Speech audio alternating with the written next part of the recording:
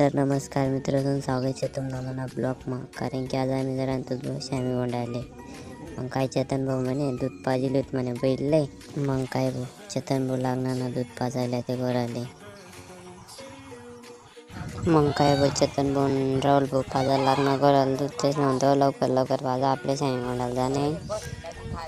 मग काय भाऊ चेतन भाऊ लागणार चारा टाकायला. ते तो म्हणे चारा टाकील होत म्हणे.